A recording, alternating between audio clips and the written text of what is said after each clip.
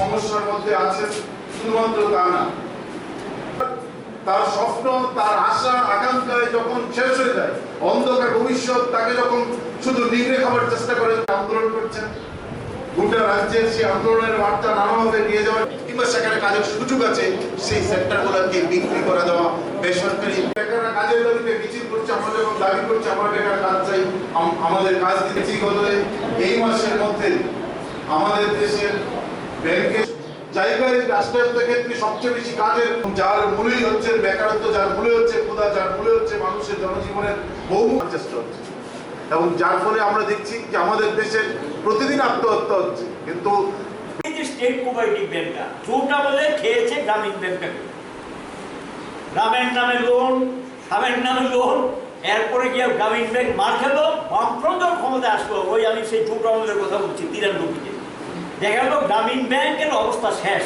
মানুষ যে টাকা জমা রেখেছে, যে জমা টাকা যদি ফেরত চায় ফেরত পাবে না, টাকা নাই।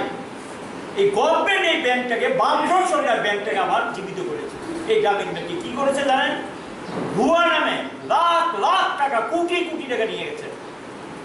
সেই এখানে স্টেট কোঅপারেটিভ ব্যাংক আমাদের এটা লাভজনক, কিন্তু গত বছর তারা প্রায় গত বছর আগের বছর ওদের বলছি 30 কোটি টাকা মতো নেট প্রফিট। এই ব্যাংকটাকে শেষ করে দেওয়ার জন্য এই ব্যাংক থেকে মুদ্রা লোন, প্রাইম মিনিস্টারের নতুন নাম, এই খবর আপনিও জানেন না, আমরাও জানি না, কিন্তু বিজেপির তারা জানে। এই মুদ্রা লোনের নামে স্বামীও নিতেছে, স্ত্রীও নিতেছে, নো গ্যারেন্টি, কোনো গ্যারেন্টি নেই।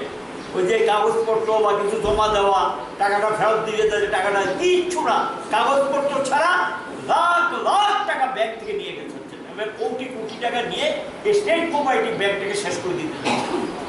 এইভাবে ব্যাংকিং সেক্টরগুলোকে মানুষের জমাকৃত টাকা সর্বনাশ করে দেওয়ার জন্য নরেন্দ্র মোদী সরকার, বিজেপি দ্বারা এই সমস্ত কাণ্ড করছে।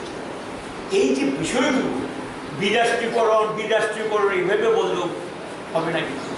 সাধারণ মানুষের কাছে আমাদের দায়িত্ব, আমরা যারা গণসংগঠন করি, ট্রেড ইউনিয়ন সংগঠন করি, সাধারণ মানুষের কাছে মানুষ সব কিছুর পরে একটা অঙ্ক করে কি জানেন? আমার কি হইব বা আমার কি হইব।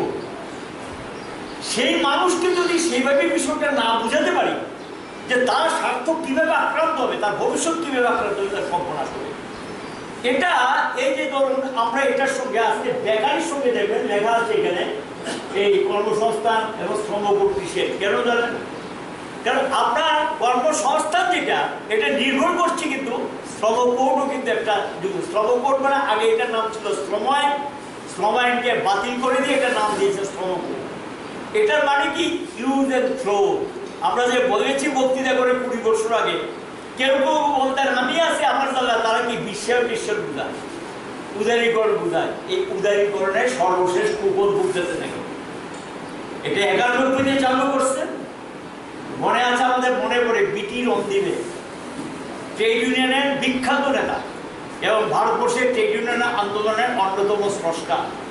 উনি প্রায় 80-র দশকেই বলতেন, আজকের কথা না কিন্তু উনি, সে 30 বছর আগের কথা বলছে, 80-র দশকেই তিনি বলতেন আগামী দিন ভারতবর্ষের বিপজ্জনক অবস্থা আসবে, সেই অবস্থায় যিনি কাজ করেন এমন দিন আসতে পারে তিনি টাকাটা নিয়ে বাড়িতে যেতে পারবেন,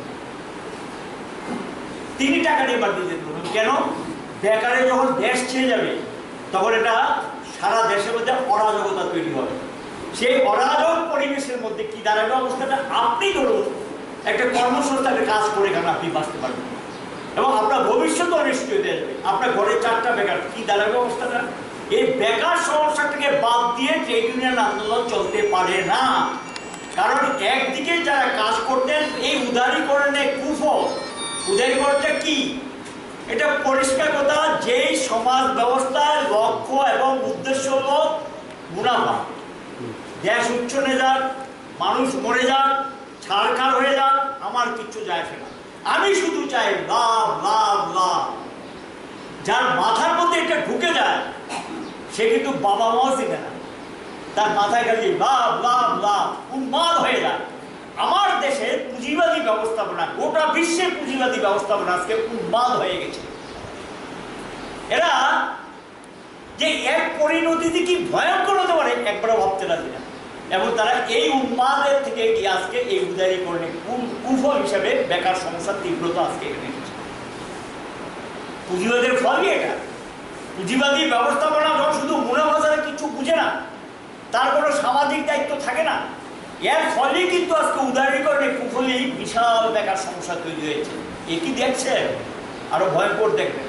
যারা 60 বছর পর্যন্ত কাজ করতেন তারা 60 বছর পর্যন্ত কাজ করতে পারবে কিনা শব্দ আছে, যে যে কাজটা করেন সেই কাজটা করে শব্দ আছে। আর এখন তো আইনই করে দিয়েছেন, নিয়মিত নামে কোনো শব্দ নাই, পার্মানেন্ট নামে কোনো শব্দ নাই, আজকের কাজ আজকে, এবং ঘন্টা ঘন্টা সব তুলে দিয়েছেন। এ কি মানুষের জীবন? দাসত্ব, টোটালি দাসত্ব ব্যবস্থা চালু হয়েছে পৃথিবীতে। আবার নতুন করে দাসত্ব ব্যবস্থা ফিরিয়ে আনছেন পুঁজিবাদী ব্যবস্থা করে। আপনি কত ঘন্টা কাজ করবেন, থোক কাজ দিয়ে দিচ্ছে, এটা শেষ করে যাবে। একটা দোকান কর্মচারী দেখবেন, এই জাগর